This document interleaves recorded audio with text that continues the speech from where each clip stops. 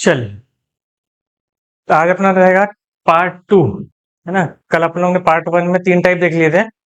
आज पार्ट 2 से अपन next type start करेंगे, ठीक है। टाइप 4 है सेम रेट डिफरेंट मल्टीपल, मतलब अब कितने समय में इतना हो जाएगा। कुछ सवाल ऐसे आते हैं ना, कुछ धनराशि इतने समय में इतने गुना हो जाती है तो कितने समय में इतने गुना हो जाएगी। जैसे पहला सवाल है, एक धनराशि साधारण ब्याज पर 5 वर्षों में 3 गुना हो जाती है। 5 वर्षों में 3 गुना हो जाती है, तो वह कितने वर्षों में 5 गुना हो जाएगी। 5 वर्षों में कितने गुना हो रही है, 3 गुना। तो कितने वर्षों में 5 गुना। अब ये ऐसे जो सवाल आते हैं, यहाँ पे आप क्या फॉर्मूला लगाओगे। कहीं से दिख रहे हैं कोई चांस इसमें फॉर्मूले लगाने के? नहीं, है ना। तो ऐसे सवाल जब आपके पास आएंगे, इसलिए मैंने ना पूरे टाइप वाइज बांटा हूँ सवालों को। इसके पहले भी आपने देखे होंगे, तो मैं जब भी पढ़ाया हूँ तो आपने को टाइप वाइज ही बताया हूँ। इसमें भी अपने लगभग 14-15 टाइप है। 14 टाइप तो निकल गए हैं, है ना। एक आध टाइप और ऐड हो गया तो कर लेंगे उसमें। तो इसमें क्या होता है कि आपसे बोल रहा है कि इतने सालों में इतने गुना हो रही है ना। फिर या फिर इतने रेट ऑफ इंटरेस्ट से इतने गुना हो रही है, या तो सालों से बोलेगी या तो रेट ऑफ इंटरेस्ट से। दोनों को करने का तरीका सेम रहेगा, ठीक है। बता देता हूं मैं कि एक धनराशि साधारण ब्याज पर 5 वर्षों में 3 गुना हो जाती है, वह कितने वर्षों में 5 गुना हो जाएगी। सिंपल सा कॉन्सेप्ट ये है कि भाई आप कमा कितना रहे हो, है ना। जैसे मैंने कल भी अपन एग्जाम्पल देखे थे कि मैंने आपसे अगर 10,000 रुपए लिया और आपको अगर मैंने 12,000 रुपए वापस किया, तो आपने कितना कमा लिया, 12,000। कितना कमा लिया, 2,000, ना कि 12,000, है ना। 12,000 आपको मिल रहे हैं, लेकिन आपने 12,000 कमाए क्या, नहीं। तो यहाँ पर जो लिखा हुआ है, क्योंकि जो भी रेट ऑफ इंटरेस्ट निकलता है ना, कितने गुनी हो जाएगी। अब यहाँ पर आपको 5 वर्षों में बोला है, तो आपको रेट ऑफ इंटरेस्ट से काम करना पड़ेगा, है ना। तो आप जो कमाते हो वो ब्याज ही कमाते हो, जो कमाते हो वो ब्याज ही कमाते हो। और जितनी राशि गुना होगी वो भी ब्याज ही की होगी। जितनी राशि गुना होगी वो काय की होगी, इतने टाइम्स हो रही तो वो ब्याज ही पड़ेगा ना, क्योंकि वन टाइम तो आपका ही है।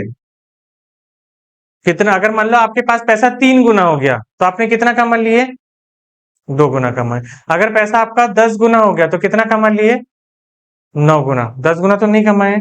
तो यहाँ पर यही चीज ध्यान में रखना है कि जो आपके पास वर्डिंग दी हुई है उसका यूज नहीं होता है। जैसे यहाँ पे 3 गुना लिखा हुआ है, यहाँ पे 5 गुना हो जाएगी, 3 गुना हो जाएगी, 5 गुना हो जाएगी और 3 गुना हो जाएगी, यही बोल रहे हैं ना वो। लेकिन उतने गुना हो रही है तो आपने उतना कमाए क्या। अगर पैसा 3 गुना हो रहा है तो आपने 3 गुना कमाए क्या, कितना कमाए, आ जाओ, 2 गुना कमाए। पैसा अगर मान लो कि 5 गुना हो रहा है तो आपने 5 गुना कमाए क्या, नहीं। कितने गुना कमाए, 4 गुना। इतनी बात क्लियर है। अगर इतनी बात समझ में आ गई है तो 5 सेकंड के अंदर आपका आंसर है अब, ठीक है। यहां तक क्लियर है। ऐसे सवालों को करने के लिए यहाँ पे जो 3 गुना लिखा है और 5 गुना लिखा है, वो आपके यूज का नहीं है। आपके यूज का क्या है कि हमने कमाए कितना, ना कि हमको मिला कितना, ठीक है। अब हम की दो चीजें यहाँ पर, कितना कमाए और कितना कमाना चाहते हैं, कितना और कितना कमाना चाहते हैं। तो आपने 3 गुना पैसा हो गया तो कितना कमाए, कितना कमाए, 2 कमाए। और 5 गुना हो जाएगा तो कितना कमाना चाहते हो, 4 गुना। क्लियर है ये। कितने वर्षों में, तो आप बोलोगे कि सर 5 वर्षों में मैंने 2 कमाए, 5 वर्षों में, और मैं 4 कमाना चाहता हूं। 5 वर्षों में 2 कमाए, तो जो कमाना चाहते हो वो मल्टीप्लाई कर दो, जो कमा लिए वो डिवाइड। क्लियर है। जो कमा लिए वो और जो कमाना चाहते हो वो, 10 वर्ष लगेंगे आपको, आपका पैसा 5 गुना हो जाएगा। इससे आसान अप्रोच नहीं है। मैं बोलता 5 सेकंड में आपका आ जाएगा। दो बात अगर आपने समझ लिए, है ना। सबसे पहली चीज तो पैसा जो मिला है ना। जैसे आपको अगर 10 गुना मिल रहा है तो आपने 10 गुना नहीं कमाए हो। 10 गुना कमाए क्या, नहीं, है ना। आपने 9 गुना कमाए हो। तो ये बात समझ में आ गई थी। दूसरी चीज कि जितना कमाए हैं उसको डिवाइड करना है, जितना कमाए हैं उसको और जितना कमाना चाहते हैं वो मल्टीप्लाई। क्लियर है? कोई भी डाउट इसमें? देखो, एक धनराशि 3% साधारण ब्याज की दर से 4 गुना हो जाती है। कितने परसेंट से? 3% से। तो आप बोलोगे कि 3% से कितनी हो जाती है? 4 गुना हो गई। और कितना चाहिए आपको? 7 गुना। तो अगर 4 गुना हो रही है तो कितना कमाए? 3 गुना कमाए। और कितना कमाना चाहते हो? 6। ये परसेंट जैसा क्या वैसे इसी में मल्टीप्लाई हो जाएगा। तो 6% आपसे रेट ऑफ इंटरेस्ट ही पूछा था, प्रतिशत की दर। या तो साल पूछेगा या तो दर पूछेगा। साल पूछ रहा है तो भी कटेगी, परसेंट में यहाँ पे परसेंट लगा है ना, परसेंट के साथ मैंने कोई छेड़खानी नहीं किया, परसेंट उठा के यहां लगा दिया, खत्म। क्लियर है? चाहे साल पूछे, कल भी ये बात बताया था मैंने, चाहे साल पूछे चाहे रेट ऑफ इंटरेस्ट, दोनों को करने का तरीका सेम रहेगा। साल में परसेंट नहीं आएगा, रेट ऑफ इंटरेस्ट में परसेंट। क्यों? क्योंकि साल में परसेंट नहीं दिया होता है तो वैल्यू परसेंट की होती नहीं है। रेट ऑफ इंटरेस्ट में ऑलरेडी परसेंट दिया है, जिसको अपन कोई छेड़ ही नहीं रहे हैं, वो जैसा रखा था वो वैसे ही रखा है, मल्टीप्लाई में आके यहाँ इनटू जाता है। क्लियर है? कोई भी डाउट अभी इसमें? एक और देखते हैं। एक धनराशि 3 वर्षों में 5 गुना हो जाती है। कितना? 3 वर्षों में 5 गुना हो जाती है। वो कितने वर्षों में 10 गुना हो जाएगी? आपने बोले 3 वर्ष में। 3 वर्ष में कितना कमा लिया आपने? 4 कमा लिए। और कितना कमाना चाहते हो? 9। ठीक है, तो 9 दिया 27/4। ठीक है, 4 से करेंगे तो 4 से कितने बार जाएगा? कितना बचा? साल ही बोल रहे हो, कितने वर्षों में? इतने वर्षों में। 6 साल और 8 में कितने? 4, 3, 9 महीने, है ना? 6 वर्ष और 9 माह।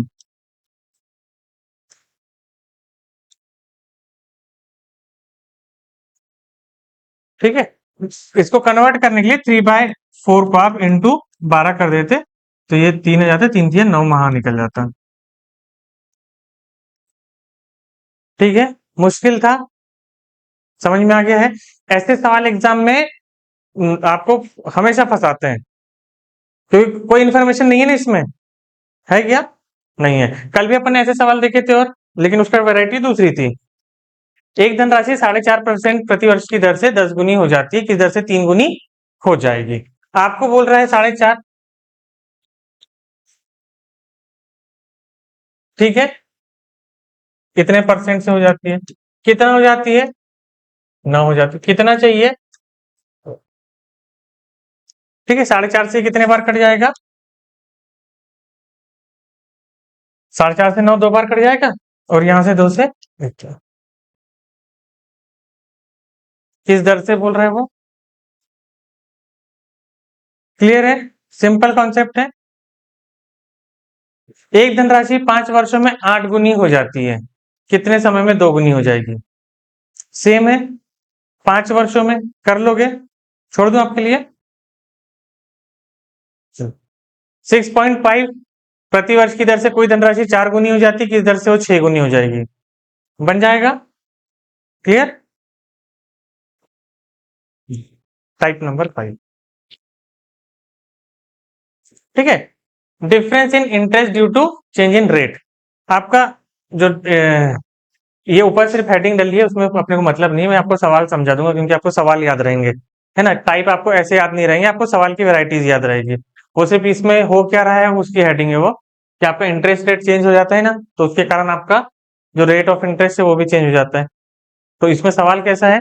एक धनराशि 4% प्रति वर्ष की दर से 3 वर्ष के लिए उधार दी गई, यदि यही धनराशि 5.5% प्रति वर्ष की दर से दी जाती तो 1800 रुपए अधिक ब्याज प्राप्त होता, वो धनराशि क्या है? बेसिक से ही सवाल होता है ना? लेकिन मैं आपको बेसिक से नहीं बता रहा, कि बेसिक से लंबा सॉल्यूशन आएगा पूरा।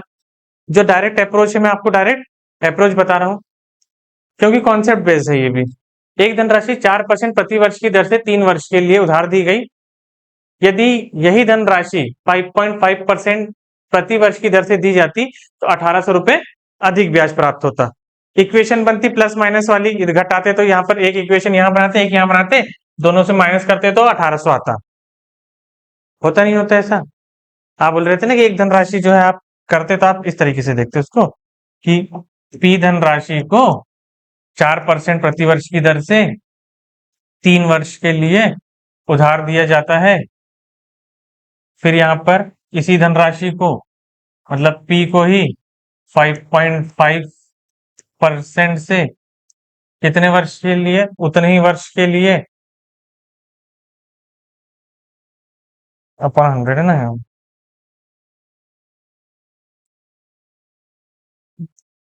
तो ये जो ब्याज रहता है इसका अंतर जाता है 1800 रुपये। ऐसी कोई इक्वेशन बनी रहती है यहाँ पे, इसको आप सॉल्व करते हैं, जबरदस्ती दिमाग खराब होता, इसलिए इसको नहीं करते। तो ऐसा नहीं कि सॉल्व नहीं हो सकता, ये सॉल्व हो जाता है लेकिन नहीं कर रहे अपन। अब वो धनराशि पूछा है आपसे, है ना, पूछे नहीं पूछा है, मैंने आपसे बताया था कि प्रिंसिपल जो होता है उसको आप हमेशा कितना मान लेते हो, 100% मान लेते हो। प्रिंसिपल को क्या मान लेते हो आप, 100% मान लेते हो। ठीक है, अब जो ब्याज होगा, 4% जो ब्याज दे रहे थे वो भी उसी प्रिंसिपल, जैसे मैंने आपसे अगर 10,000 रुपये उधार लिया है ना, अब सपोज मान लो कि आपके नजरिए से देखते हैं कि आपसे मैंने 10,000 रुपये उधार लिया 4% से, कितना, 4% से। आपने सोची अरे यार अच्छा मौका था, अगर मैंने इनको 5.5% से अगर दे दिया रहता तो मेरे को 1,800 रुपये ज्यादा मिलते।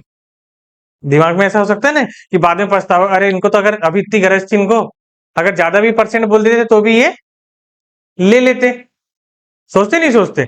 तो आपने पहले 4% से मेरे को दे दिए और फिर बाद में पछता रहे हो कि अगर मैंने 5.5% से दिया होता तो मेरे को 1,800 रुपये ज्यादा मिले रहते।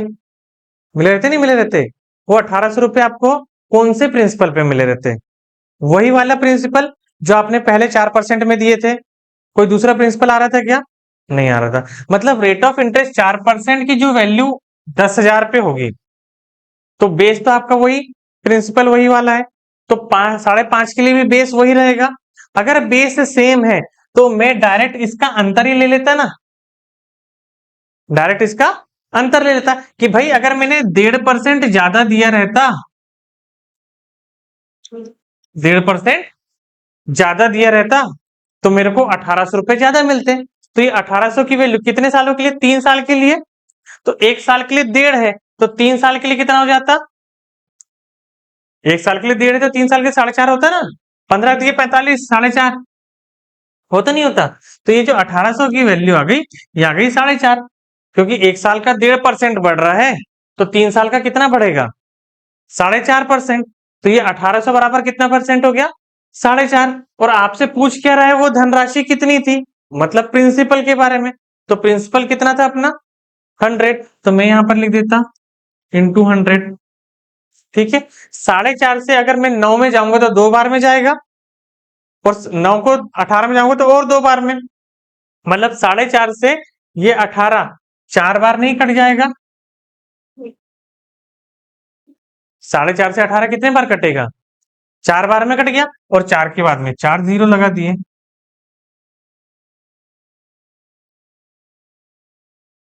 यही आपका आंसर हो गया। वो इक्वेशन से बच गए अपन, है ना, क्योंकि कॉन्सेप्ट सिंपल सा था कि भाई पहले बार में जो प्रिंसिपल था उस पर 4% ब्याज दे रहे थे, और जो 5.5% का लगा रहे हैं वो भी पहले ही वाले प्रिंसिपल पे। तो जो डिफरेंस आ रहा है वो 1.5% का आ रहा है, 1 साल का 1.5%, 3 साल का 4.5। तो जो ये बढ़ा हुआ है वो 4.5 के बराबर है। और मेरे को क्या पूछा है, और अगर मान लो कि उसने बोला रहता कि भाई बताओ कि मिश्रधन कितना मिला होता, पूछ सकता था ना, नहीं पूछ सकता था, मिश्रधन कितना मिला होता। तो मिश्रधन कितना मिला होता तो आप क्या बोलते कि यहां से 5.5 है, 5.5 के हिसाब से 3 साल का 16.5 हो जाता, तो 100 में यहाँ पर 116.5 इंटू कर देते तो मिश्रधन आ जाता। सवाल को अगर आपको और कैलकुलेटिव बनाना रहता तो वो ये बोल रहा था कि बताओ कि पहले वाले मिश्रधन और दूसरे वाले मिश्रधन का अंतर कितना रहता। पूछ सकता था, नहीं पूछ सकता था? तो अंतर तो दिया ही है वो 1,800 रुपये, तो वो आपसे नहीं पूछेगा, क्योंकि वो अंतर तो उसने 3 साल का दिया हुआ है। वो ये बोल सकता था कि पहले वाला अमाउंट कितना होता, मिश्रधन कितना होता, तो आप बोलते 4 या 12, तो यहाँ पर इंटू कर देते 112। ये 3 चीज पूछ सकता था। इन दोनों का अंतर क्यों नहीं पूछ सकता था? क्योंकि वो तो उसने दिया ही था। अब अगर मान लो कि उसने इसी सवाल में आपको मिश्रधन दे दिया रहता कि इस 5% से देने पर इतना मिश्रधन मिलता है, इतना मिश्रधन मिलता है, तो ऊपर फिर आपकी मिश्रधन की अमाउंट आती और नीचे परसेंट आता मिश्रधन का 116.5। ठीक है, तो इसमें परसेंटेज जो भी सवाल अपने पास जो आते हैं परसेंटेज में, मैंने बताया था कि दी हुई संख्या अपन दिया हुआ परसेंट इंटू पूछा हुआ, आपके पास एक वैल्यू दी रहेगी, आपको सिर्फ ये देखना कि ये वैल्यू का परसेंट क्या बनेगा, डिवाइड में वो परसेंट करोगे, इंटू वो चीज करोगे जो पूछा जाता है। हमेशा दिमाग में ये बात बैठा लेना कि जो चीज पूछी जा रही है उसको डिवाइड कभी नहीं करते, जो चीज पूछी जा रही है उसको डिवाइड नहीं करते, उसको हमेशा क्या करते हैं? मल्टीप्लाई करते हैं, और जो चीज दी हुई है उसको डिवाइड करेंगे। क्लियर है? अगला सवाल देखते हैं। एक धनराशि 4.6% प्रति वर्ष की दर से 2 वर्षों के लिए, 4 दूनी 8 12 9.2, यदि इसे इतने से दी गई होती तो इतने रुपए कम मिलते। 4.6 में से 32 माइनस कर देते, कितना बचता? 1.4। बचता नहीं बचता? 2 साल के लिए 1.4, मतलब 1 साल के लिए 1.4, तो 2 साल के लिए 2.8। तो आप बोल रहे थे कि 196/2.8 पूछ क्या रहा है? वो धनराशि 100। 14 का 14 बार कटता ही है, तो इससे 7 बार कट जाएगा। 7 में 2 जीरो लगाओगे, एक 3 जीरो लगाओ क्योंकि ये कट के यहाँ पे जीरो आ गया, तो 7 के बाद 1 2 7 है ना। अब मैं 28 का टेबल सपोज मान लो नहीं आता है अपने को, लेकिन अपने को मान लो कि 196 कितने बार में आता है? 14 का स्क्वायर है ना, और ये 14 का आधा है, तो ये अगर ये 14 बार जा रहा है तो इससे 7 ही बार में जाएगा क्योंकि उसका डबल है।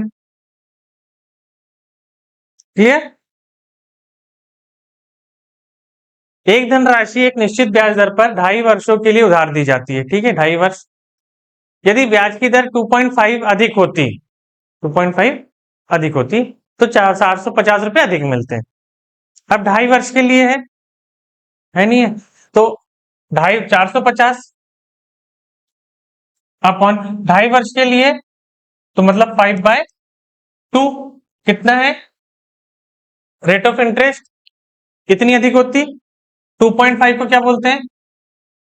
2.25 को कितना बोलेंगे अपन? 9/4 बोल सकते नहीं बोल सकते हैं? और क्या निकालना है आपको? वो धनराशि कितनी थी? ठीक है, अब 5 नाम 45, तो ये 45 से 45 कट गया, 2 से ये 5 बार कट गया, और 4 पंचे,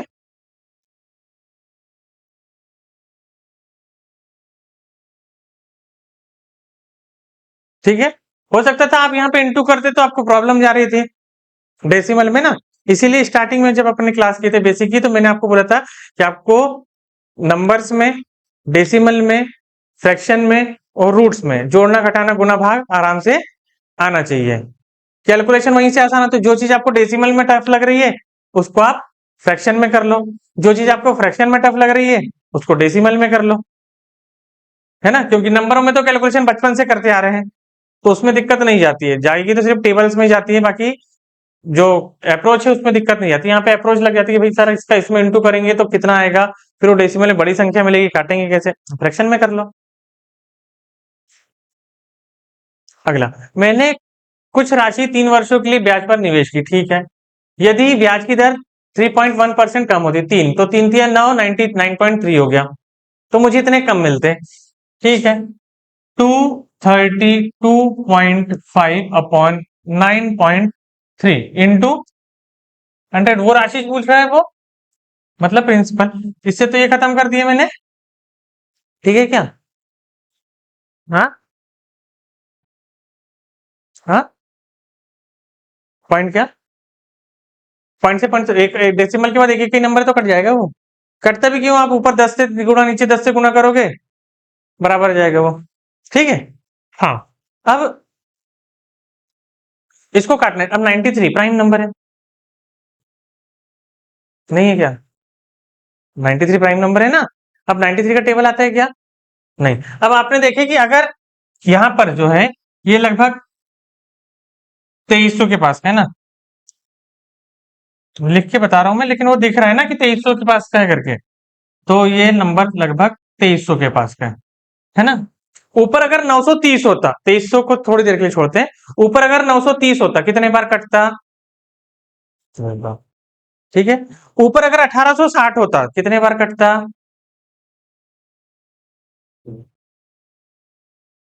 1860, 20 बार। ऊपर 910 होता तो कितने बार कटता, 10 बार। ऊपर अगर 930 होता तो कितने बार कटता, 10 बार। 1860 होता तो कितने बार कटता, 20 बार। इतने में कोई दिक्कत है, पक्का बताओ, है क्या, नहीं है। अब 3 के टेबल में 5 कितने बार में आता है, 3 के टेबल में 5, 3 का टेबल पढ़ोगे तो यूनिट डिजिट में 5 कितने बार में आएगा, हाँ 5 बार में आएगा ना, 3 5 जा 15, 3 5 15, 5 कितनी बार में आएगा 3 के टेबल में, 5वीं बार में आएगा। 20 और 30 के बीच में 5 जिसमें आता है वो नंबर कौन सा है, 20 और 30 के बीच में जिसमें 5 आता है वो नंबर कौन सा है, 25। तो ये कटेगा एक बार और ये कट जाएगा 25 बार, और 2 जीरो लगाओगे तो ये आपका आंसर है।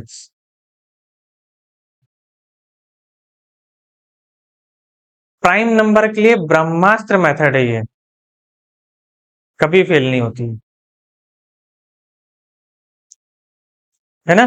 तो यहां पर आपने क्यों क्यों ऐसे किया, क्योंकि प्राइम नंबर जो रहेंगे ना, जो भी प्राइम नंबर रहेगा वो या तो 3 से स्टार्ट होगा, है ना, यूनिट डिजिट उसका 3 रहेगा, या फिर उसका यूनिट डिजिट 7 रहेगा, या फिर 9 रहेगा। तीनों के टेबलों को आप पढ़ के देखना, इसमें नंबर रिपीट नहीं होते हैं, नंबर रिपीट नहीं होते हैं, हर नंबर एक एक ही बार आएगा, है ना, तो उससे अपने को आसानी हो जाती है, कितने बार जा रहे हैं वो एक ही बार आएगा। क्लियर है, हाँ, finding principal from two amounts. अगला टाइप, टाइप नंबर 6, ठीक है।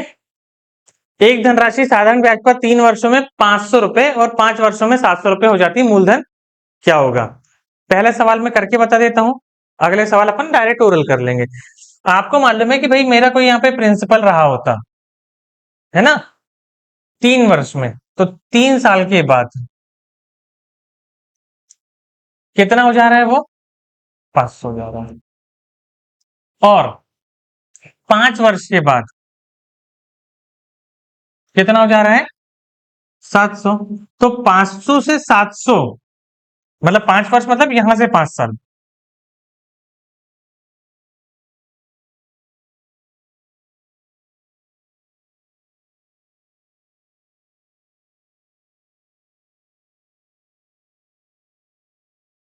है ना। तो यहां से यहां कितने साल हो गए, 2 साल। तो 2 साल में जो पैसा है 500 से 700 रुपए बढ़ा, है ना। आपने मैंने आपसे पैसा उधार लिया था, 3 साल के बाद आप खुश हो गए कि चलो आज मेरे को 500 रुपए मिलने वाले हैं, है ना। 3 साल के बाद आपको खुशी क्या हुई, कितने मिलने वाले हैं, 500 रुपए। आप मेरे पास आए, मैंने आपसे बोला कि अभी पैसे नहीं है, 5 साल के बाद आना। अब आप कितने साल के बाद आए मेरे पास, तो अब आप मेरे से 700 रुपए मांग रहे हो, है ना। तो मैं बोलूंगा काय के 700 रुपए, पिछले बार आए थे तो आप तो 500 ही मांग रहे थे, 2 साल पहले आए थे जब आप, अभी 5 साल में आके आप मेरे से 700 मांग रहे हैं ना। मैं बोलूंगा कि 2 साल पहले आए थे तब तो 500 ही मांग रहे थे, आप 700 क्यों मांग रहे हो, क्या बोले रहे थे आप, 2 साल का ब्याज। तो 2 साल का ब्याज कितना मांग रहे हो आप मेरे से, 200 रुपए। 2 साल का कितना मांग रहे हो, तो 3 साल का ब्याज कितना मांगे रहते, 3 साल का ब्याज। 2 साल का ब्याज कितना मांग रहे हो मेरे से, 200 मांग रहे हो, तो 3 साल का ब्याज कितना मांगे रहते, 300। मतलब ये 500 में 300 क्या है, 300 का कौन सी रकम है 500 में, ब्याज की। 500 रुपए में 300 कौन सी रकम है, ब्याज की। तो आपने मेरे को पैसे कितने दिए थे, वही आंसर है ना। ऐसे सवालों को पेन की जरूरत लगाना ही नहीं है, सवाल देख रहे हो, कहानी समझ में आ रही है ना, वो कहानी से ही आपका आंसर आ जा रहा है। क्लियर है,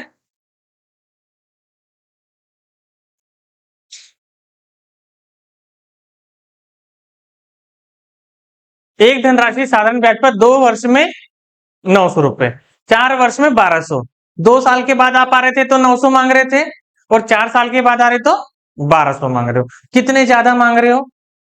300। कितने साल के लिए? 2 साल के बाद आ रहे थे तो 900 मांगे, और 4 साल के बाद आ रहे तो 1200 मांग रहे, तो 300 एक्स्ट्रा 2 साल के लिए मांग रहे, तो 2 साल का 300 रुपए, तो इसमें से 300 रुपए क्या होता? माइनस। तो आंसर क्या होता? क्लियर है? लिख के तो नहीं बताना पड़ेगा।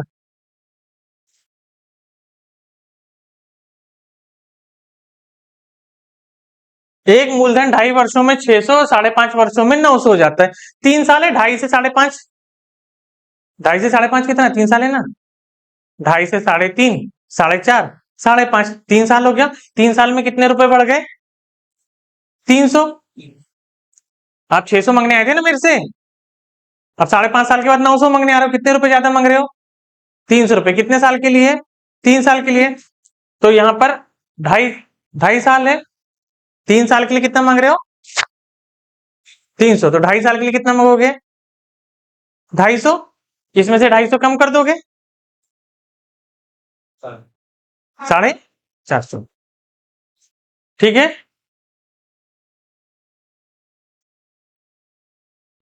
अगला सवाल बन जाएंगे ना सवाल?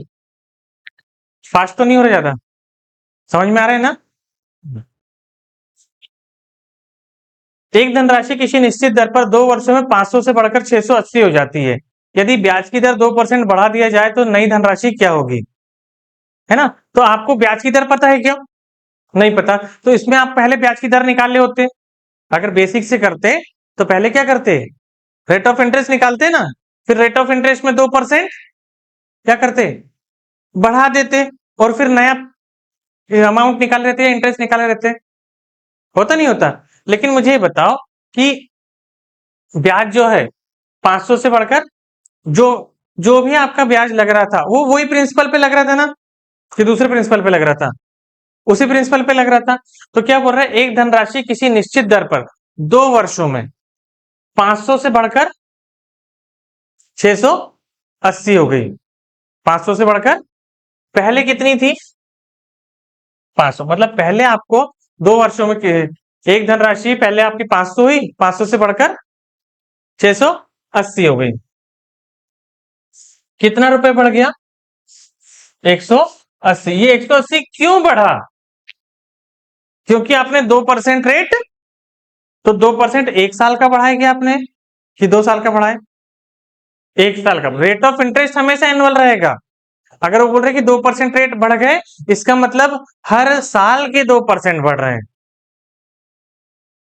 अगर रेट ऑफ इंटरेस्ट 2% से बढ़ गया तो कितने साल का बढ़ रहा है? हर साल 2-2 बढ़ रहा है। तो कितने साल बोल रहा है? 2 वर्ष का। 1 साल में 2% बढ़ा, तो 2 साल में कितना बढ़ गया होगा? तो ये जो 180 की वैल्यू है, ये कितना परसेंट है?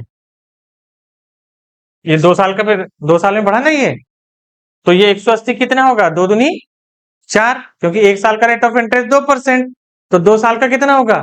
4%। तो आपने 4% रेट बढ़ा दिए ना, है ना? अगर इसको वही अपने कहानी में समझे कि आप मेरे से 500 रुपए मांगने आए थे। कितने मांगने आए थे? 500 रुपए मांगने आए थे। मैंने बोला नहीं देता, है ना? तो फिर आपने 2 साल के 2 वर्षों में फिर आपने 680 मांगने आ गए। तो मैं क्या, आप मैंने आपसे बोला कि मेरे से 680 क्यों मांग रहे हो? तो आप बोलोगे कि आपने पिछले बार नहीं दिए थे मेरे को पैसे, तो मैंने 2% रेट बढ़ा दिया। तो 2% टोटल बढ़ाए क्या आपने? हर साल का बढ़ाए। तो आप मेरे से ज्यादा कितना पैसा मांग रहे हो? 180। क्यों मांग रहे हो? क्योंकि आपने हर साल का 2% बढ़ा दिए। तो 2 साल में कितना बढ़ा दिए? तो ये जो 180 की वैल्यू है कितना परसेंट हो गई? और आपसे पूछ के वो राशि कितनी थी, है ना? वो राशि मतलब नई वाली राशि। तो आपको सिर्फ क्या करना है, यहां से आपके क्या क्या सवाल पूछे जा सकते हैं? यहां से आपको प्रिंसिपल पूछा जा सकता है। यहां से आपको क्या पूछा जा सकता है? कि प्रिंसिपल पूछा जा सकता है। और क्या पूछा जा सकता है? अमाउंट पूछा जा सकता है। पूछ सकते हैं, नहीं पूछ सकते हैं? तो यहां पर 680 एक धनराशि किसी निश्चित दर पर 2 वर्षों में 500 से बढ़कर 680 हो गई। यदि ब्याज की दर 2% बढ़ा देते तो 2% 500 से ही बड़ा होता। तो 500 का आपको यहां पर जो निकालना है,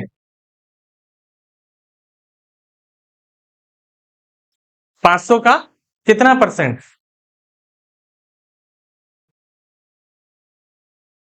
क्योंकि आपको देखो यहां पर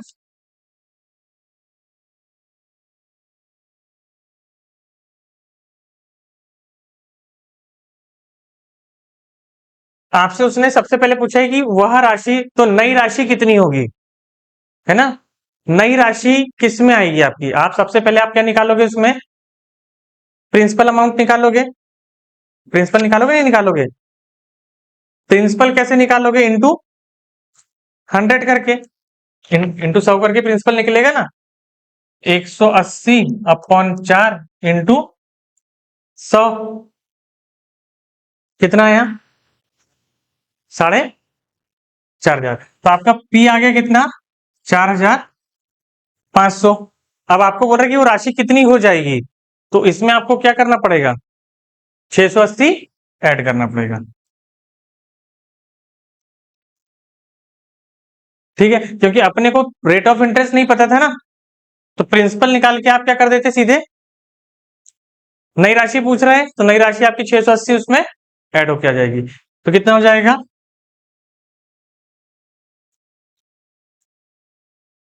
क्लियर है? हाँ। इसी में अब एक जो सवाल आता है, वो आपको उसमें प्रिंसिपल अमाउंट दिया रहेगा, है ना?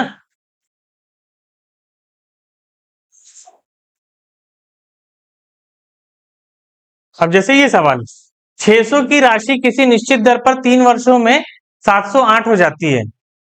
3 वर्षों में 708 हो जाती है। यदि ब्याज की दर 15% कम कर दी जाए, 15 नहीं, 5.5, 1.5 हो गई है ना? 15% बहुत ज्यादा हो जाता है। 1.5। हाँ, 600 रुपए की राशि किसी निश्चित दर पर 3 वर्षों में 708 हो जाती है। यदि ब्याज की दर 1.5% कम कर दी जाए तो नई राशि कितनी होगी, है ना? अब आपको प्रिंसिपल यहां पर आपको ऑलरेडी दिया है। इसके पहले वाले सवाल में प्रिंसिपल नहीं दिया था। यहां पर आपको बोला 600 रुपए की राशि, तो 600 रुपए, अब जो भी रेट कम हो रहा है, जो भी रेट कम हो रहा है वो आपका प्रिंसिपल से ही होगा। तो 1 साल के लिए कितना है? 1.5%। तो 3 साल के लिए 4.5%। 3 साल के लिए 4.5%। तो 4.5% किसका कम होगा? 4.5% किसका कम होगा? 600 का ही। तो 600 का 4.5% कितना होगा? 27। 600 का 4.5% कितना होगा?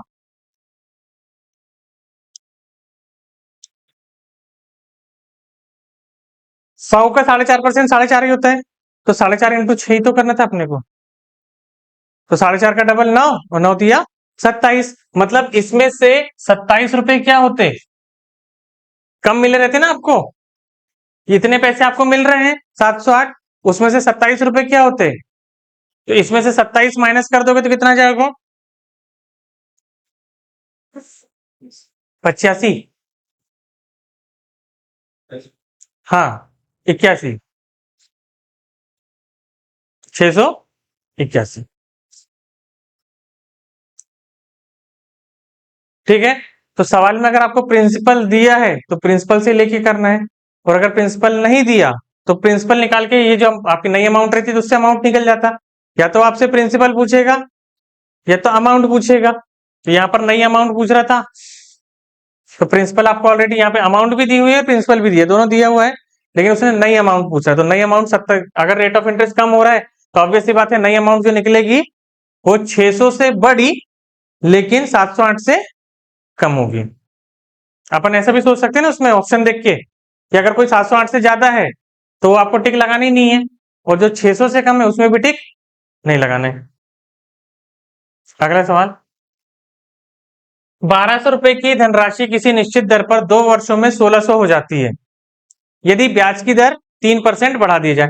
अब ₹1200 मैंने आपसे ₹1200 उधार लिया, 2 साल के बाद ₹1600 हो जा रही है ना? लेकिन मैंने आपको 1600 नहीं दिया, तो आपने ब्याज की दर क्या की है?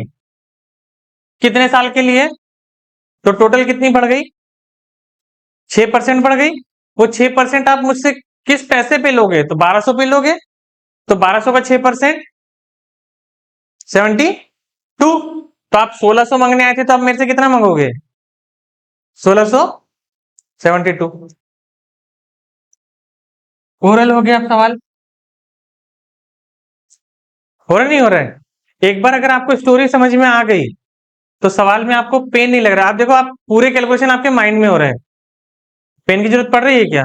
क्योंकि आपको स्टेप्स और कहानी पता है। अब आपने बोले सर ₹1200 आपने उधार लेके गए थे, लेकिन आपने देने से मना कर दिए, तो हमने 3% बढ़ा दिए। कितने साल के लिए बढ़ा दिए?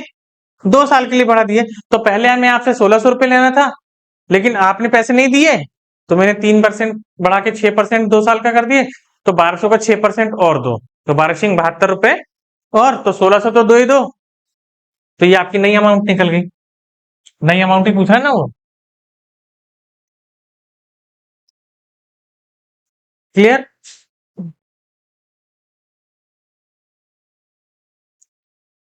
फिर अगला सवाल देखो। 2550 की एक धनराशि किसी निश्चित दर पर 4 वर्षों में 3225 हो जाती है यदि ब्याज की दर इतनी कम कर दी जाए। ब्याज की दर इतनी 2.4 कितने सालों में बोल रहे हैं? 4। तो 24 × 4 कितना होता है? 96। मतलब 9.6। आपको 2550 का 9.6% निकालना है। निकालना है नहीं निकालना? हाँ, ये मूलधन है ना, प्रिंसिपल।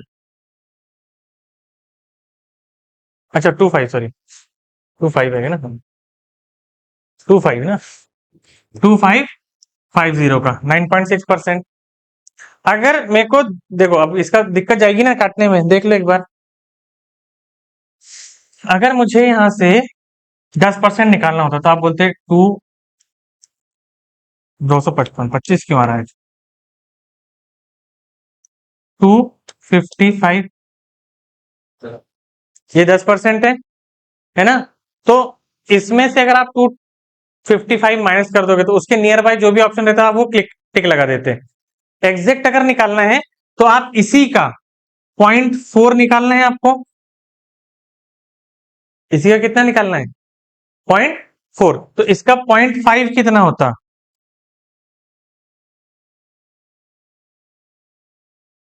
चलो इतना नहीं करके अपन परसेंट में, मैंने आपको बताया था 1%, ½ %, 2%, 10%, 5%, 20%। ये कैसे निकालना है? तो इसमें सिर्फ डेसिमल का खेल रहता है। अगर आपको 1% निकालना है, दो संख्या के पहले पॉइंट लगा दो। मतलब इसमें से 25 और कम हो जाता। होता नहीं होता? तो इसमें से 25 कम कर देते तो 1% कम हो रहा है, लेकिन अपने को 1 से कम करना है क्या? नहीं, अपने को लगभग आधा, लगभग आधा। अब 0.01% कितना होगा? एक तो 1%, ठीक है, फिर 0.1%।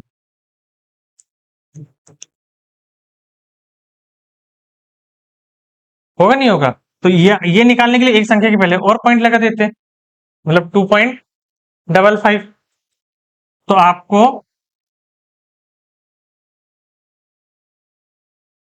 2.55 और माइनस करना पड़ता, किसमें से? 25.5 में से। पॉइंट में अगर कैलकुलेशन करना है तो आप इस तरीके से कर सकते थे। अगर आपको लगता है कि नहीं ऐसे नहीं करना है मुझे, तो फिर आप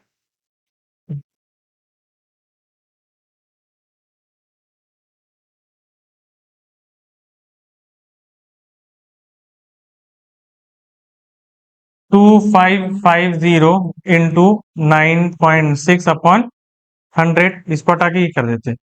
अब यहां से आप वैल्यू को कट करके कर सकते थे, लेकिन ये जब आप करोगे तो आपको कैलकुलेशन टफ आएंगे, नहीं आएंगे? यहां से करोगे तो कैलकुलेशन टफ आएंगे ना। तो ज्यादा बेटर आपके लिए ये है कि 2550, इसका मुझे 9.6% निकालना है। कितना परसेंट निकालना है? 9.6%। तो क्या मैं पहले इसका 10% निकाल लूं, है ना, और उसमें से माइनस कर दो 0.4%, या फिर लगभग अगर देखा जाए तो 0.5% माइनस कर दूं, तो 10% मेरे को 255 मिल गया। 10% मेरे को 200, फिर 5 आ रहा था, 55 मिल गया। इसमें से अगर मेरे को आधा परसेंट माइनस करें तो आधा परसेंट 12.5,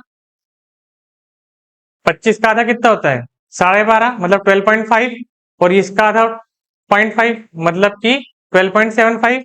तो इसमें से आप 12.75 लगभग माइनस कर देते। तो यहां से अगर माइनस करते तो कितना जाता? यहां जाता 25, 4 में से 2 गए तो 2, 5 में से गए 4, लगभग लगभग आपका 141 के आसपास का आपका 241 के आसपास का आपका ऑप्शन में आंसर होता। क्लियर है ना? क्योंकि ये कैलकुलेशन है, इसलिए अप्रोक्सीमेट में आपको उतना लाना ही पड़ेगा, क्योंकि यहाँ एग्जैक्ट करने जाओगे टाइम बहुत वेस्ट होगा। ठीक है, बाकी कॉन्सेप्ट तो इजी है।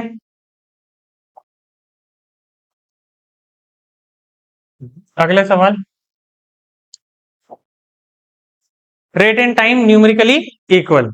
यदि किसी धनराशि पर साधारण ब्याज मूलधन का 4/9 है और ब्याज की दर तथा समय के संख्यात्मक मान समान है। अगर आपके पास कभी भी ऐसे देखना कि आपके पास रेट ऑफ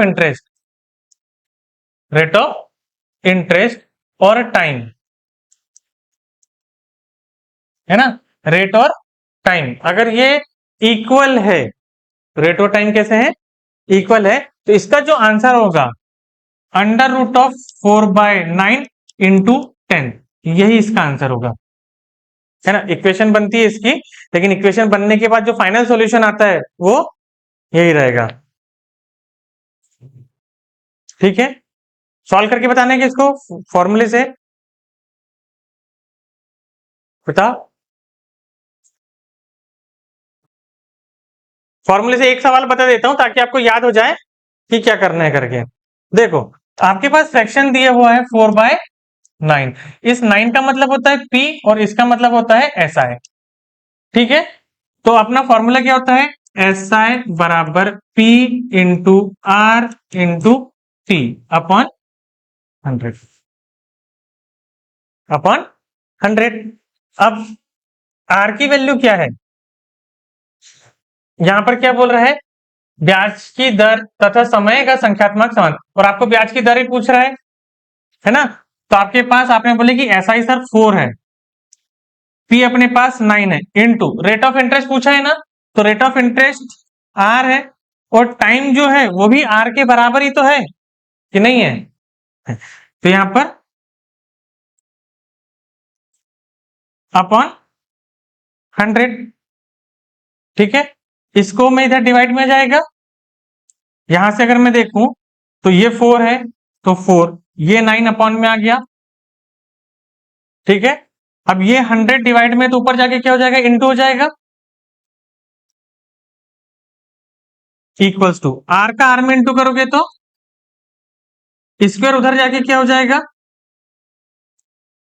तो यहां पर आप देखोगे 4/9 इंटू 100, 100 का स्क्वायर रूट क्या होता है? 10। तो मैं इसको ऐसा लिख सकता हूं क्या कि √4/9 इंटू √100, और इसी को ऐसा लिख सकता हूं क्या? √4/9 इंटू 10।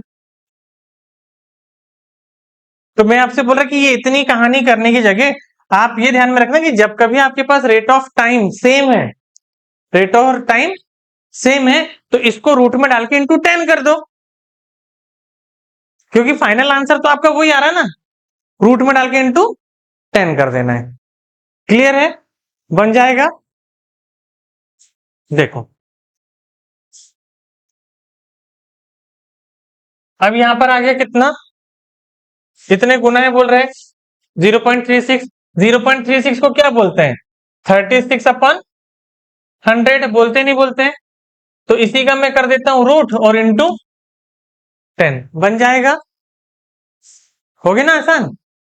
सवाल अगर ये भी दे रहा है इतना भी गुना तो पॉइंट हटा के तो नीचे 100 आएगा। तो 36/100 उसको कर दोगे रूट तो 6 10 आ गया, 10 से 10 कट गया, रेट ऑफ इंटरेस्ट 6 आ गया, समय आपका 6 वर्ष आ गया। इससे रेट ऑफ इंटरेस्ट बोल रहा है तो भी वही वैल्यू आएगी और टाइम बोल रहा है तो भी वही वैल्यू आएगी। अब देखो किसी धनराशि पर साधारण ब्याज उसके 64 और कितना है 81। क्या आंसर होगा? Root into 10। ठीक है, प्रूफ करके पहले सवाल में दिखा दिया था ना मैं कि ऐसा ही होता है। मैं ऐसा नहीं कि मैं बोल रहा हूं कि ये है तो मान लो, मैं सिर्फ ये बोल रहा हूँ कि जो अपन पहले सवाल में अपन जो डिटेल में स्टेप बाय स्टेप कर रहे थे एग्जाम में वैसा नहीं करना है। डायरेक्ट पता रहना चाहिए ना आपको, कुछ बातें आपको डायरेक्ट डायरेक्ट पता रहना चाहिए। एग्जाम में आप तभी आप जल्दी जल्दी क्वेश्चन कर पाओगे। और मैं जितने क्वेश्चन आपको करा रहा हूं बस इतने ही क्वेश्चन रट लेना, क्योंकि उसके बाहर कॉन्सेप्ट है ही नहीं तो आना है ही नहीं, वैल्यू बदल के चीजें आएगी, है ना। अब एक एसआई में अगर मान लो मैं 14-15 टाइप आपको करवा रहा हूं, उसके बाहर वो क्या पूछेगा? हाँ, क्या नया बनाएगा बताओ? इतनी खराब किस्मत तब नहीं होगी नहीं कि हर क्वेश्चन में कभी 15वां टाइप आ रहा है, कभी 17वां टाइप आ रहा है। कभी तो फंसेंगे ना अपने सवाल, और आते ही हैं। इसके बाहर क्या बनाएगा सवाल? है ही नहीं। मैं जो इतने कॉम्बिनेशन लेकर आया हूँ कम से कम 4-5 बुकों को मिला के लेके आया हूँ, तभी एक बुक में इतने टाइप मिल रहे हैं कि अपने को नहीं मिलेंगे ना। आपको एक 4-5 टाइप बताएगा, फिर दूसरी बुक में वो 4-5 टाइप तो रहेंगे, एक दो टाइप और ऐड करेगा, फिर कोई दूसरी बुक में वो 4-5 टाइप रहेंगे, लेकिन जो एक दो यहाँ ऐड है वो वहां नहीं मिलेंगे। तो बेसिक बेसिक हर जगह मिलता है, लेकिन नए टाइप के जो सवाल है वो हर जगह नहीं मिल पाएंगे। अब देखो 49% बोल रहा है, इंटरेस्ट जो है वो ब्याज का 49% है। सवाल घुमा के पूछ रहा है, देखो पहले वाले सवाल में अलग पूछा, दूसरे में अलग पूछा, फिर तीसरे में फ्रैक्शन ही पूछ लिया, चौथे में फिर परसेंट बोल दिया, लेकिन कॉन्सेप्ट सेम है। 49% को आप क्या बोलोगे? 49 इसको डाल दो रूट में, इंटू 10 कर दो। क्यों रूट में? इसको 100 क्यों लिए? क्योंकि परसेंट का मतलब डिवाइड 100 होता है ना। क्लियर?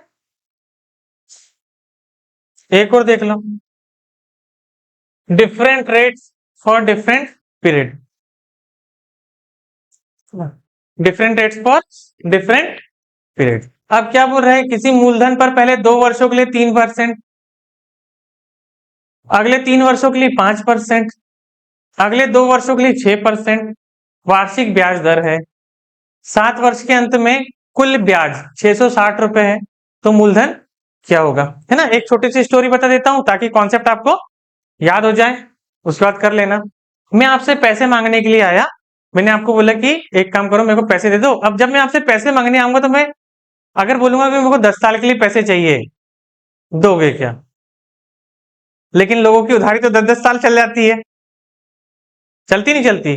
क्यों चलती है ऐसे? क्योंकि जब वो मांगने आते हैं तो बोलते कि अगले महीने दे दूंगा, जब पैसे मांगने आएंगे तो क्या बोलेंगे? अगले महीने दे दूंगा, और वो वापस होते होते सालों बीत जाते हैं। होता नहीं होता है?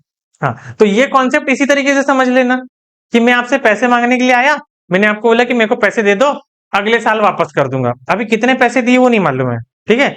मैंने आपसे पैसे मांगा, मैंने आपको बोला कि अगले साल वापस कर दूंगा, आप बोलोगे ठीक है 3% रेट लगेगा, है ना। मैं यहां पर हूं, आपसे पैसे मांगने के लिए आया, आपने कितना परसेंट बोले? 3%। ठीक है, अगले साल एक एक स्टेप स्टेप चलते हैं। अगले साल आप बोलोगे कि सर पैसे वापस दे दो और 3% ब्याज दे दो। एक साल के बाद बोलोगे नहीं बोलोगे कि पैसे दे दो और 3% ब्याज दे दो? मैं बोला नहीं पैसे तो नहीं है और ब्याज के भी पैसे नहीं जम रहे हैं। आपने थोड़ा सा पेशेंस रखे, आप वापस चले गए। आप मेरे पास आए 2 साल बाद। कितने साल बाद आए?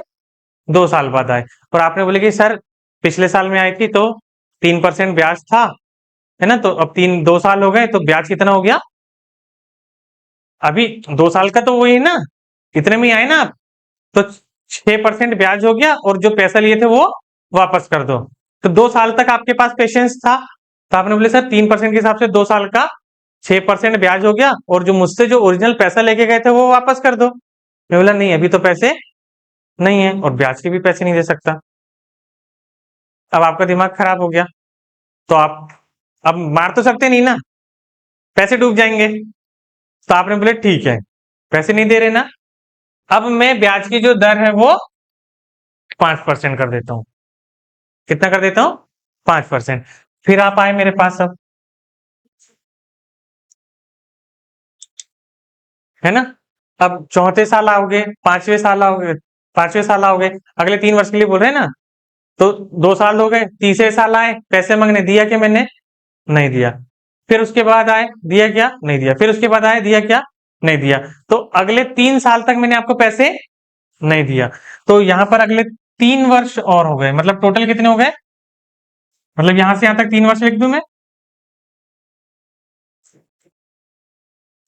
3 वर्ष के लिए आपने कितना दिए मेरे को, 5% से। अब इस जगह पर आप आए मेरे पास, आपने बोले कि सर आप पूरा पैसा दे दो, अब बहुत हो गया, अति हो गई अब, है ना। तब भी मैंने क्या बोला, नहीं अभी पैसे और ब्याज के भी पैसे मेरे पास नहीं जान रहे। तो आपका दिमाग और खराब हो गया, तो आप बोले कि अब मैं जब तुमको देना है तब दे देना, लेकिन अब ब्याज का जो रेट रहेगा वो कितना परसेंट रहेगा, 6% रहेगा। ठीक है, और मैंने आपको फाइनली 7 वर्ष के बाद 660 रुपए ब्याज दे रहा हूं। 660 क्या दे रहा हूं मैं, ब्याज दे रहा हूं। तो 660 रुपए मैंने आपको ब्याज दिया। आपको बताना है कि मैंने आपसे पैसे कितने लिया। तो मैंने आपसे पैसा तो 100% लिया होगा। अब ये जो जगह खाली है, काय की है, ब्याज की।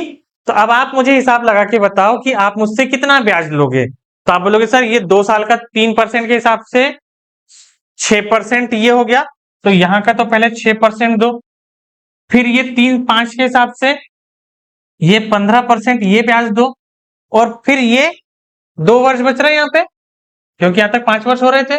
ये 2 साल का कितना हो गया, 12।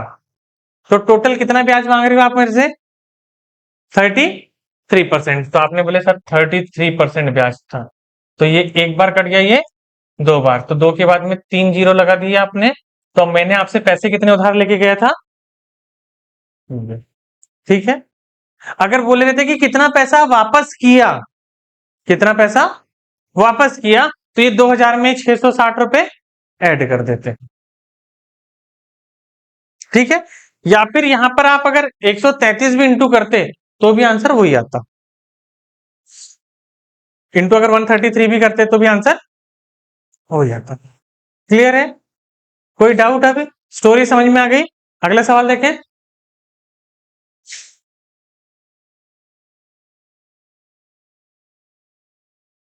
किसी मूलधन पर पहले 2 वर्ष के लिए 3%, डायरेक्ट कर लें, आप डायरेक्ट कर लें। पहले 2 वर्ष के लिए 3%, कितना हो गया, 6। अगले 5 वर्षों के लिए 2.4%, और अगले 3%, 2.4 नहीं होगा, कुछ और वैल्यू होगी उसकी, क्योंकि पूरे उसी में आ रहे हैं। ठीक है, देख लेंगे इसको, है ना। अगले 3 वर्षों के लिए 4%, पूरी अवधि के अंत में कुल ब्याज 75 रुपए मिल रहा है ना। तो यहां पे कितना हो गया, 6%।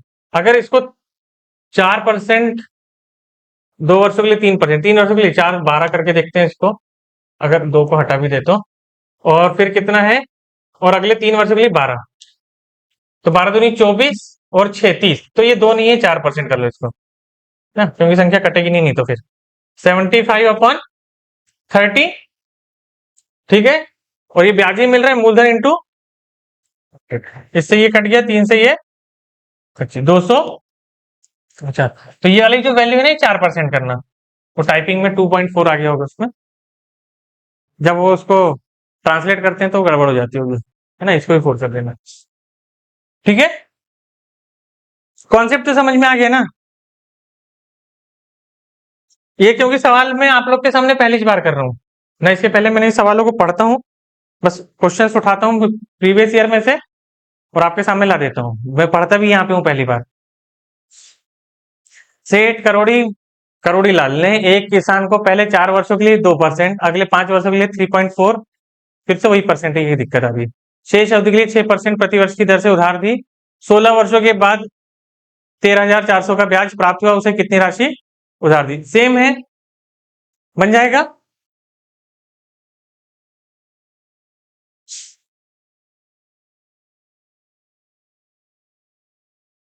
अगला वाला है ना, इसके पहले वाले सवाल में हो सकता है आपको काटने में दिक्कत जाएगी, तो परसेंट देख लेना, दोनों में से कोई 1% हो गया तो 3 हो गया तो 4 हो गया। 3.4 लिखा ना उसमें, या तो 3 हो गया तो 4 होगा वो। 3600 को दो भागों में इस प्रकार बांटा गया कि पहले भाग पर 3% प्रतिवर्ष की दर से 2 वर्ष का ब्याज, दूसरे भाग पर 4% प्रतिवर्ष की दर से 3 वर्षों का ब्याज समान है। दोनों भागों की राशि ज्ञात कीजिए। यहाँ पे रेशियो निकाल लेंगे अपन, है ना, क्योंकि आपको देखो क्या बोल रहा है कि आपके पास 3,600 रुपए थे, उसको आपने दो पार्ट में डिवाइड करे। और होते हैं ना कभी कभी कि हमने एक बैंक में अलग पैसे डाले, एक बैंक में ये वाला जो सवाल आता है ना, ये बैंकों के नाम से आता है कि एक आदमी ने बैंक ए में और बैंक बी में मिलाकर 3,600 रुपए जमा किया, जिसमें से कि बैंक ए के 3% पे 2 सालों का ब्याज और बैंक बी का 4 वर्षों का 4% पर 3 वर्षों का ब्याज समान है। तो बताओ बैंक ए में और बी में उसने कितनी कितनी राशि जमा की? तो जब वहां पे जब अपन सवाल पढ़ते हैं तो ऐसा लगता है यार क्या पूछ लिया उसने। कॉन्सेप्ट ये है कि अगर मान लो कि आपके पास दो या तीन भी बोल सकते हैं अपन, दो बैंक, तीन बैंक, एक कोई राशि है, उसको दो तीन जगह अपन आपस में बांट रहे हैं, दो तीन जगह आपस में बांट रहे हैं और उसका ब्याज इक्वल मिल रहा है। कॉन्सेप्ट क्या रखोगे कि एक अमाउंट है, उसको दो तीन जगह बांट रहे हो, लेकिन वो बांटने के बाद भी क्या हो रहा है, इंटरेस्ट सेम मिल रहा है। तो इसको अपन रेशियो से सॉल्व करते हैं। कैसे सॉल्व करेंगे? रेशियो से सॉल्व करेंगे। तो मैंने बोला कि भाई मेरे को भाग तो नहीं मालूम ना, तो मैं बोला कि पहले भाग पर 3% 2 साल के लिए कितना हो जाएगा? 6%। तो मैं बोलूंगा कि पहले भाग का 6% ये बराबर है दूसरे भाग के 4/12% से। ठीक है, अब ये परसेंट से परसेंट कट गया, 6 से एक बार, 6 से दो बार, तो आपका पहला भाग अपॉन दूसरा भाग इक्वल टू 2:1 हो गया। हो गया नहीं हो गया? तो 2:1 मतलब टोटल कितना हो गया? 3। 3 यूनिट की वैल्यू कितनी है? 1 यूनिट की वैल्यू कितनी होगी? तो आपसे पूछ रहा है, दोनों पूछ रहा है, तो आपकी राशि कितनी हो जाएगी? 1200। पहला वाला दूसरा वाला भाग 1200 हो गया और पहला वाला 2400, क्योंकि पहले वाले की 2 यूनिट है ना। अगर आपसे बोल रहा था कि बताओ पहला भाग क्या है, तो पहला भाग क्या था? 2400। 2 यूनिट है ना, पहले भाग की 2 यूनिट है, तो पहला भाग कितना होता? 2400। आपसे बोले तो बताओ दूसरा वाला भाग कितना होगा? कितना होगा? क्लियर है? डाउट कोई? आसान था ना?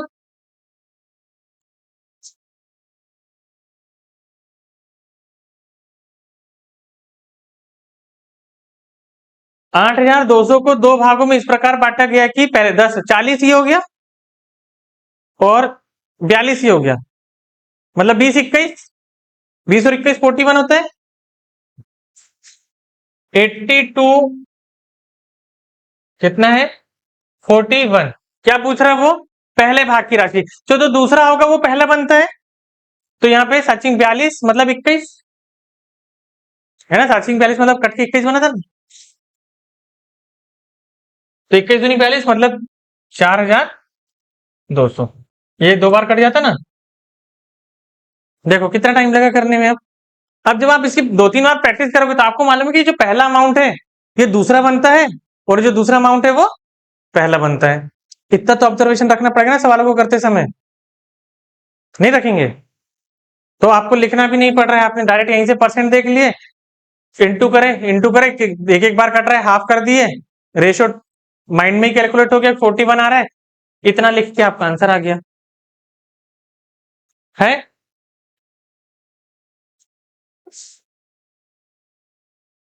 दो भागों में बांटा गया, पहले भाग को 2.5% से 3.5 वर्षों के लिए, दूसरे भाग को 4%। हाँ, अब यहां पर आपको आता 2.5 इंटू 3.5, तो इसका रेशियो बना लेते हैं अपन। पहले भाग का 2.5 इंटू 3.5 इक्वल है दूसरे भाग के 4 इंटू 4.5। ठीक है, वैल्यू कर सकती है इसमें, ये परसेंट से तो ये परसेंट को काट दिए, ये कट गया 7 बार, ये कट गया 9 बार। अब 45 ये हो गया, 9 पन्ना 45, 45। और यहां पर कितना हो गया, 25 7 100,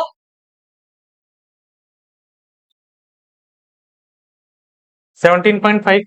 एक जीरो लगा देते हैं, तो 75 एक बार ये कट गया, 175 350, 175 का डबल कितना 350, किससे कटेगा ये, 25 से काटना पड़ेगा ना। 25 से कितने बार कट जाएगा, 7 बार। और ये 25 से कितने बार कट जाएगा, 25 से कम 25, और बच रहा है 20। 18 7 25 आ रहा है, लेकिन वहां पे वैल्यू कुछ और आ रही है काटने पे, 42 428 125 इंटू क्या पूछ रहा है, दूसरा भाग कितना है,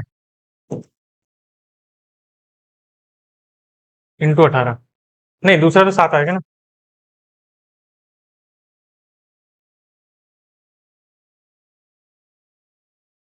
ठीक है, दोनों वालों में ब्याज समान है। जहां पे भी आपको दिख रहा है ब्याज समान है, तो पहले का इंटरेस्ट इक्वल होता है दूसरे के इंटरेस्ट से, तो रेशियो आपका डायरेक्ट, अब यहाँ पे पॉइंट में था करके अपने को कैलकुलेशन लिखना पड़ा, नहीं तो पॉइंट में नहीं रहता तो डायरेक्ट कैलकुलेशन आपका आ जाता उसमें।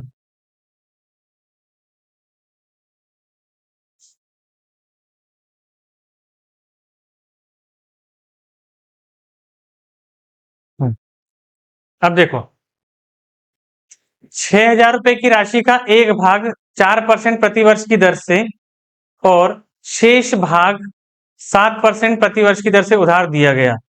यदि 3 वर्षों में कुल ब्याज 1,080 प्राप्त हुआ तो 4% की दर से उधार दी गई राशि क्या होगी, है ना। इसको अपन कल देखते हैं।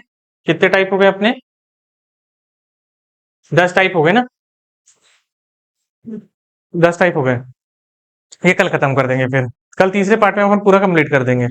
ठीक है, क्योंकि इसमें मेरे को आपको दोनों चीज बताना पड़ेगा, ये नया वाला कॉन्सेप्ट है। एक तो बेसिक से अगर अपन करेंगे तो यहाँ पर आप इसको निकाल लेते कि 6,000 रुपए की राशि, तो एक आप 6,000 रुपए से निकाले रहते, एक एक्स है ना, और एक 6,000 माइनस निकाले रहते, और दोनों का अंतर, तो या मतलब 6,000 रुपए की राशि से एक 6,000 से, और कितनी राशि उधार दी गई 4% की दर पे, तो आप एक्स मान लेते, है ना, और फिर 6,000 माइनस एक्स किए रहते, एक राशि को एक्स मान के करते और दूसरी को 6,000 माइनस एक्स मान के करते हैं, तो वो आपकी वो आंसर आया रहता है ना। लेकिन उसको वैसे नहीं करेंगे अपन, इसको अपन एलिगेशन मेथड से करेंगे।